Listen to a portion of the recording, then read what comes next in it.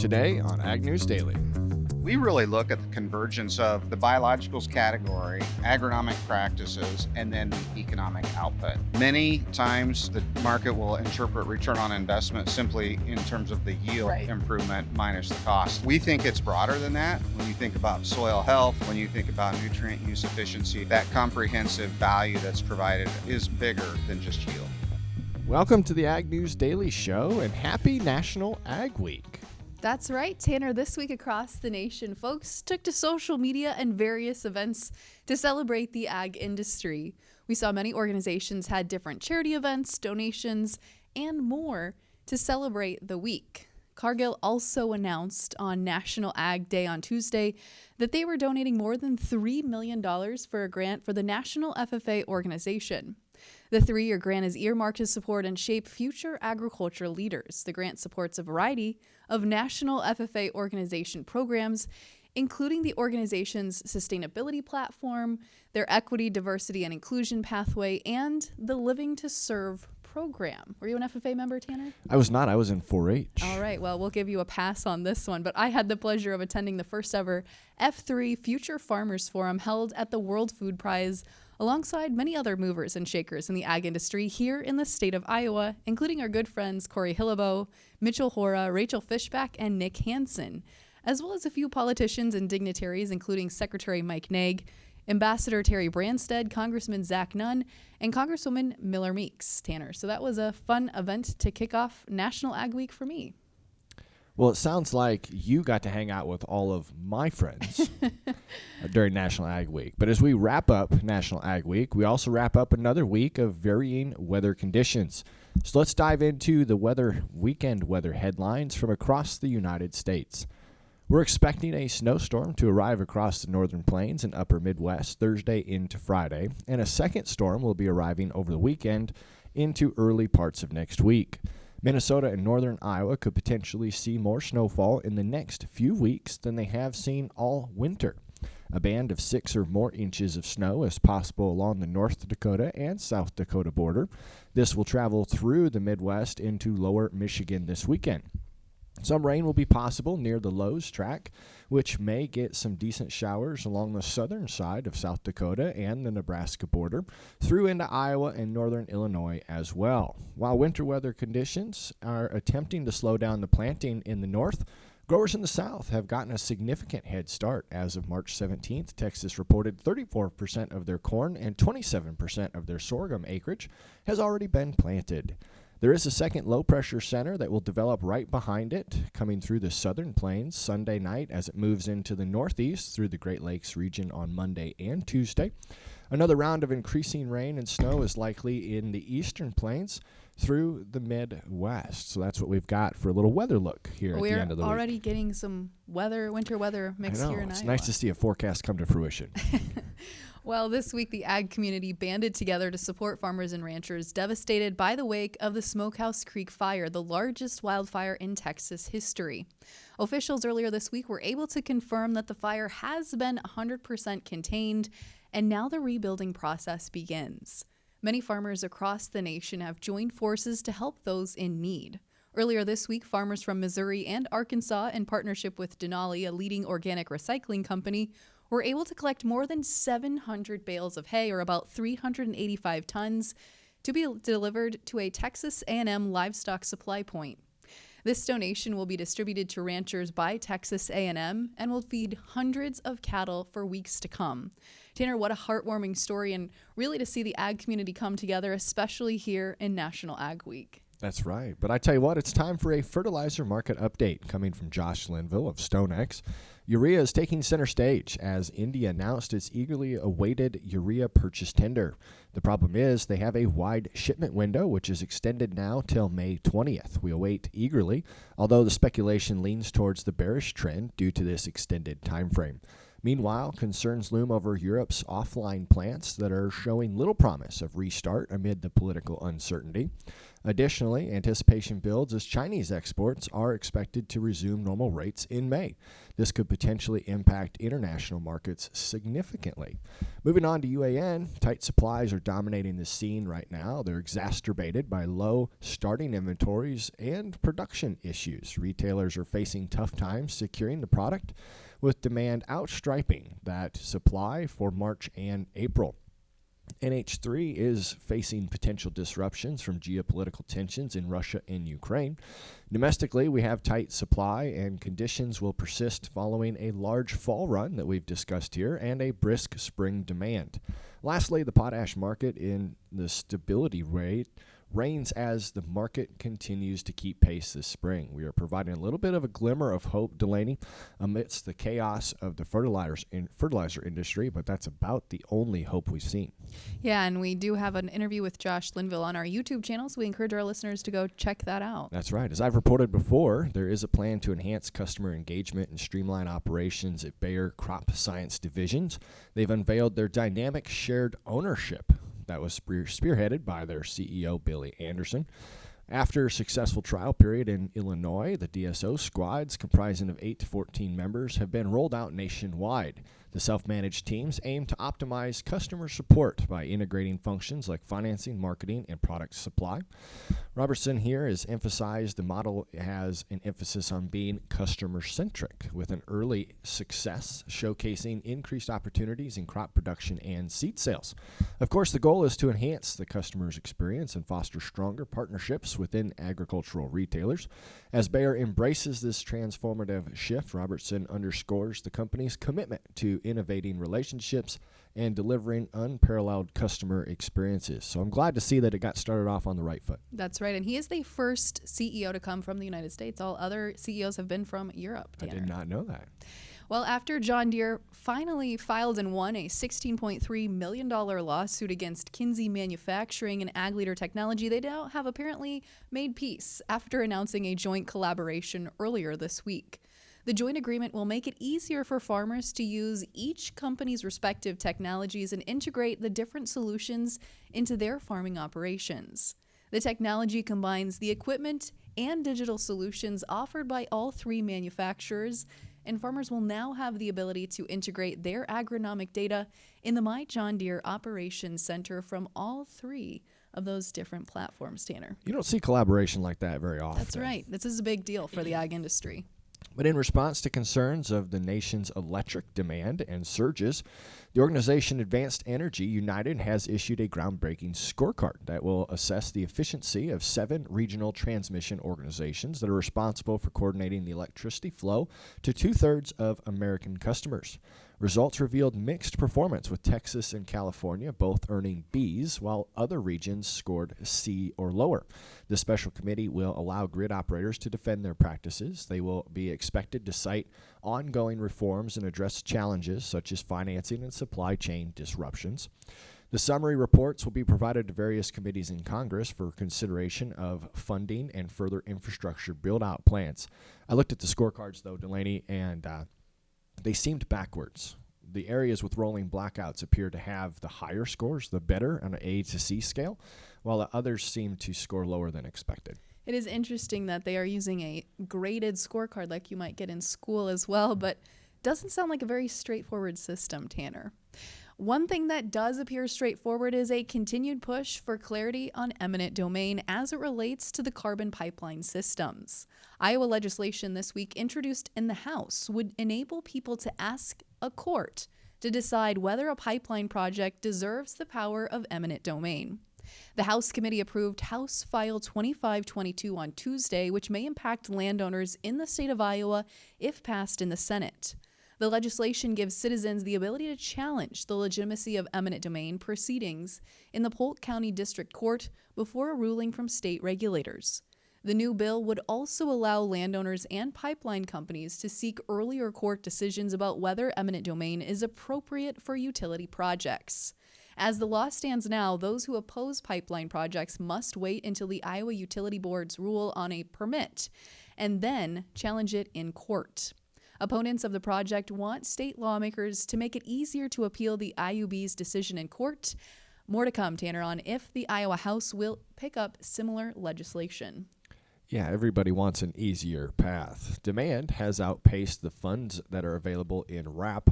The U.S. ag sector seeking over $900 million in aid to regain overseas market lost to competitors like Brazil and Russia. The USDA has received applications for more than 3 times the $300 million initial budget allocated for the first round of this 5-year export promotion plan.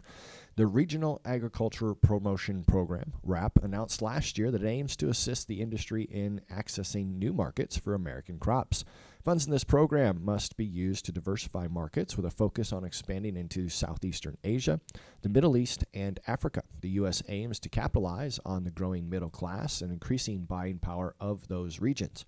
We know, Delaney, that Brazil overtook the U.S. last year as the world's top exporter for corn after several years earlier doing the same for soybeans, and it looks to do so also for cotton. Russia years ago surpassed the U.S. on wheat exports. So, Delaney, we will see if this kind of program will have an effect on U.S. crops and what we can do for foreign markets and the U.S. farmers. Well, yeah, that's right. And, we continue to compete with Brazil for that number 1, number 2 spot on both corn and soybeans. So it'll be interesting to see how that market opportunity develops. That's right. But a big congratulations is in order for a good friend of the podcast, Mitchell Hora. Had I known this announcement was coming earlier in the week, Tanner, I might have grabbed a soundbite from him at the National Farmers Forum. But nonetheless, Continuum Ag and Siouxland Energy Cooperative of Sioux Center, Iowa, announced an agreement to provide farmers a path to receive potential premiums associated with the Carbon Intensity Certified Grain Score, otherwise known as the CI score. Continuum Ag will provide farmers the certification necessary to participate, while Siouxland intends to be a buyer for the certified bushels. The goal is to offer premiums for certified grain and capitalize on the pending 45Z clean fuel production tax credits. But Tanner, this one certainly wins headline of the week here as we continue into our final story. Earlier this week, the Magnetic Ag newsletter shared what I think should win this week. Tanner, researchers in Thailand and Vietnam recently conducted a study suggesting that python meat may be the answer to our global food crisis. That's right, Delaney. With many folks around the world concerned about the sustainability of protein diet centered around beef, pork, and chicken, these scientists showed that python meat might be a great alternative. Or addition? I don't know, but according to these researchers, their study suggests python farming can not only be competitive with existing livestock systems, but it may offer better returns in the term of production efficiencies. I know I'm not going to get my wife to eat any snakes. During the study, the snakes were fed weekly, measured and weighed over a 12-month period. On average, they gained 46 grams each day. Along with the massive rate gain, females also produced 50 to 100 eggs each year. So what do you think, Delaney? Would you eat a snake egg? I'm going to be hard-pressed to do that, but maybe I would use it as pet food, just not for myself. Good idea. That's what I thought, too. But while we're on the topic of food, biologicals continue to be poised as a great way to feed our plants and soil. We caught up with Mick Messman of DPH Biologicals at Commodity Classic a few weeks ago when they shared a huge headline with us as they look to quantify the true value of biologicals. Tanner, let's dig into that conversation with Mick now. Let's do it. Mick, we are so excited to chat with you. You've been on the podcast a few times for our listeners, but for those new listeners we have catching up with us, give us a little bit of your background. Well, it's great to be here, Delaney. So my background is rich in agriculture. I grew up on a family farm in Nebraska. I went to school at the University of Nebraska, spent the first 13 years of my career at Syngenta, and then I spent about 9 years at DuPont Pioneer, which became Corteva, and became interested in biologicals and some of the more entrepreneurial companies and transitioned out a little over 5 years ago and have been leading DPH Biologicals now for almost 3 years. Well, that's great. What a great history and the way to move into today's Commodity Classic. The show down here is exciting, full of innovation. So what is DPH excited to talk about with attendees today? Well, first of all, we like being out here and interacting with our farmer customers and some of our technology and distribution partners. We're really excited to be able to continue to share with our customers the results from our portfolio. So we've expanded our research and development efforts since the new leadership team took over in 2021. We've conducted over 100 trials on SP1 alone, and so we're looking forward to having those conversations with growers and retailers about TerraTrove SP1, Companion Max ST, a recently launched biocontrol seed treatment product, as well as Residues Complete. Our listeners are very familiar, Delaney, with TerraTrove SP1. They are, yes. We're talking to them quite a bit, and we've talked about that quite a bit here on the podcast, so we appreciate some of the connection points there. But Mick, before we really dig into some of the big announcements you have to roll out here at Commodity Classic for growers, I want to take a moment just to call out the fact that recently DPH Biologicals made some big moves when it came to ownership structure, and I think really continues to affirm just the belief that the leadership team has in the company and what you guys are doing for farmers. So talk to us a little bit about the recent sale that you've had here for the leadership team. Yeah, so we joined Douglas Plant Health about 3 years ago, and at that time it was part of a larger company, Douglas Pest and Packaging. And over the past 2.5 to 3 years, as the ownership group decided on the best structure moving forward, we came to the conclusion that DPH Biologicals, as a standalone company focused on agriculture, was the best place for it. And as a result, the management team had an opportunity to conduct a management buyout. So we're privately owned. A majority of the ownership is with the management team. We think that's great for alignment with the farmers and the ag retail and ag distribution channel to align those interests, if you will, and we're really excited to be able to serve farmers. So I'm sure with this management team as the new ownership, it allows you to not only pivot, but listen to your customers and develop your products directly to their needs. It does. Many of us grew up on farms or in agribusinesses. As I mentioned in my background, working for two, leading agricultural companies, it's great to have that experience, then to be able to apply it in a smaller, really focused company.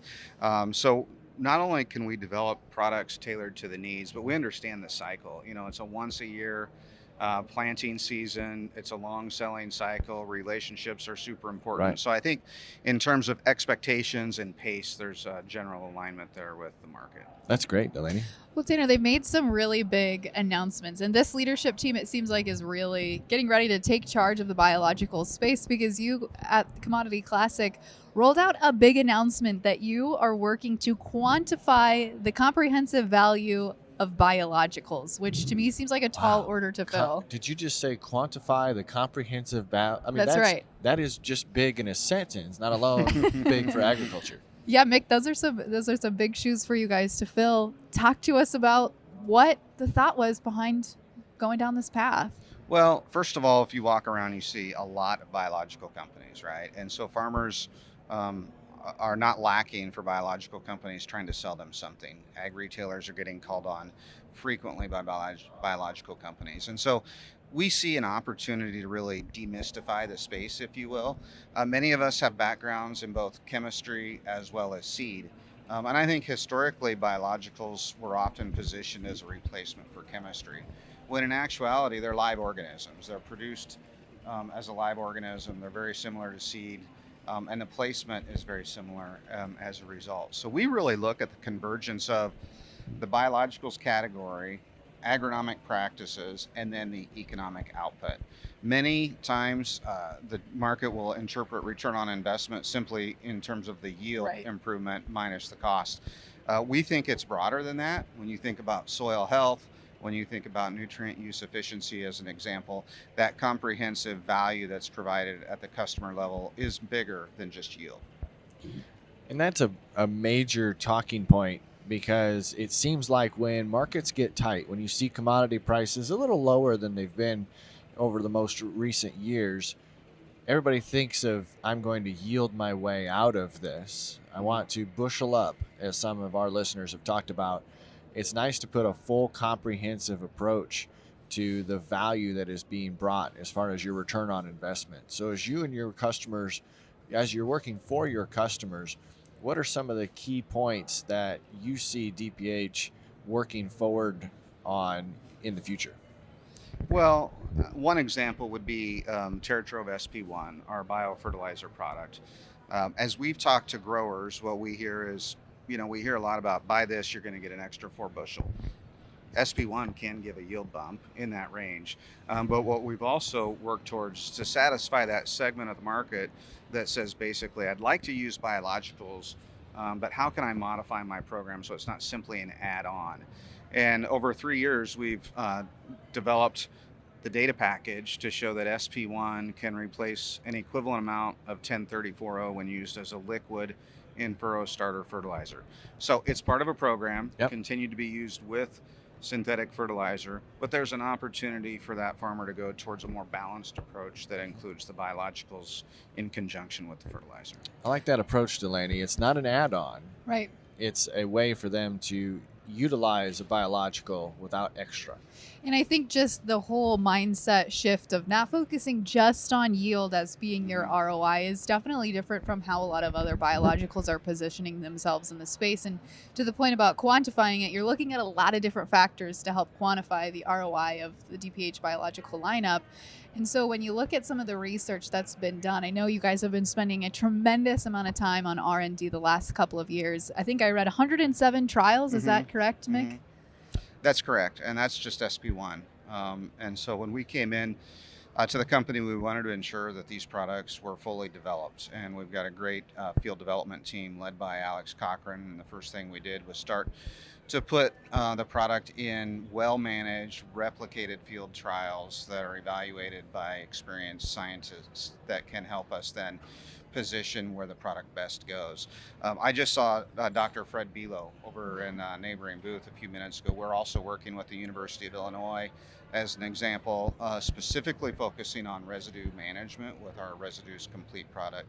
So that's another example of a collaboration that we have in place to help put the science first and make sure that the customers understand the value provided by the products. Tanner, I was listening to a podcast from, I think it was Farm Progress recently, and they were talking to a gal from the Nebraska research, I think it was the Nebraska research program, really looking at and talking about how farmers are really starting to trial biologicals and use these in their operations. Maybe not 100% transitioned acres, but a lot of farmers are really looking to this space to say, how can this impact not just my yields, but my soil health, my plant health, and other things. Mick, how do you go about recommending to farmers to start testing biologicals on their operations?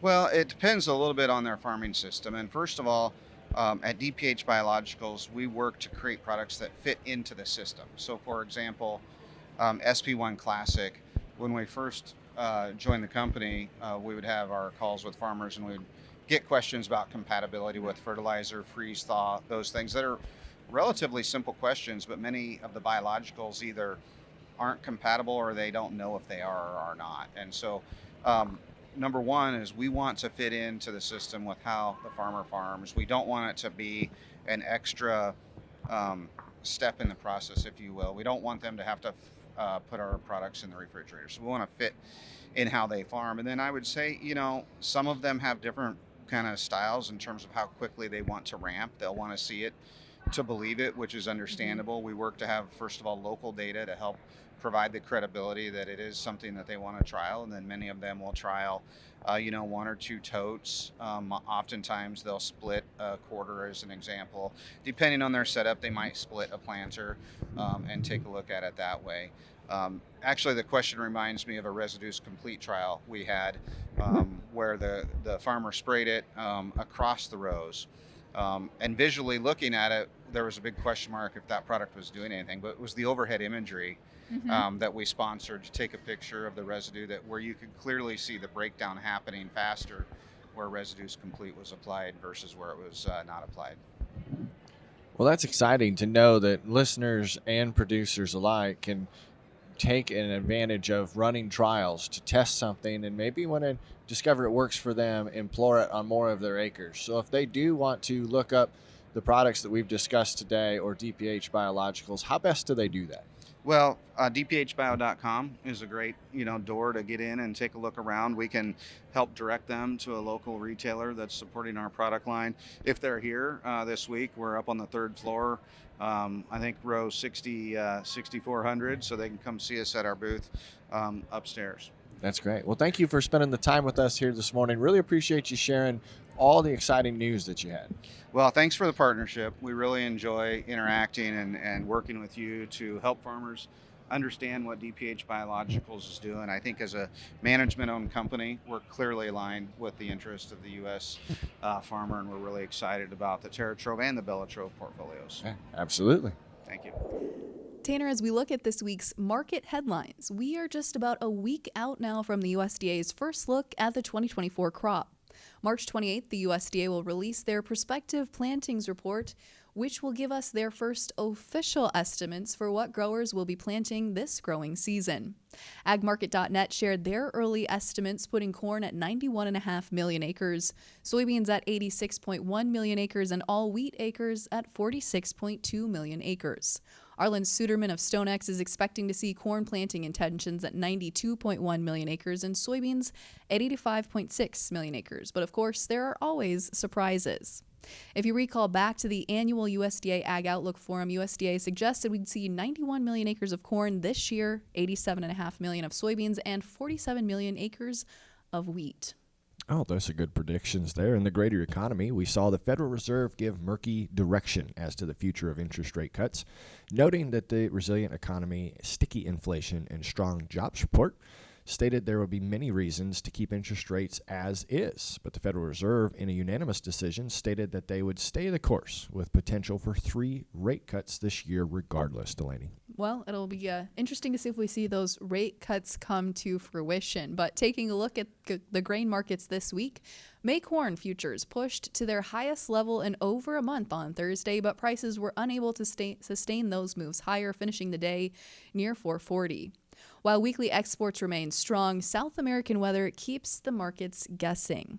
And in the soybean pits this week, markets continued to be volatile. Soybean meal and oil have been one of the key focuses here for traders, as well as those export sales numbers, which this week reflected an increase in soybean exports for the 23-24 marketing year, but overall commitments are down 19% from where we were a year ago. South American weather has been fairly wet over the last 7 days and could cause a harvest delay in both Brazil and Argentina, so traders will be watching that headline as well. But poor weekly export sales reported for all wheat classes this week. Added to the bearish news was the Sovecon estimates that raised their production numbers for Russian wheat by 1.2 million metric tons. However, there is a sentiment of concern that some winter wheat crops in the southwestern plains could be stressed by the winter storm that is expected to pass here over the next few days. Given the history of hard red winter wheat, the crop has survived much worse conditions than those expected here at the end of March. Overall, winter wheat conditions are in much better shape than they were a year ago, and the wintry mix should also provide some much needed moisture for some parts of the country, Tanner. So that's a quick look at this week's market summary. That's right. That's the end of our second production of the Ag News show, Ag News Daily production. Again, if you're listening to this on the podcast platform, thank you so very much. But you can also watch us on YouTube, and you can check out the segment clips on all of our social media platforms. I think we're still looking for suggestions for those headlines of the week, Delaney. That's so right. If our listeners have those, they need to put it in the comment section on either TikTok or Instagram, or send it to us via email. Best ways to do it online, isn't it correct? That's right. Info@Ag News Daily. You can shoot us a note and we'll see that as well. Tanner, we've already started to get some good feedback from listeners. Yes. We had a few folks that said they missed the daily podcast, so we appreciate the input. We might be considering bringing back a Market Monday episode. If you're interested in that, let us know again online. But otherwise, we appreciate the continued support. And what do you say, Tanner? We let the folks go for this week. Let's let them go.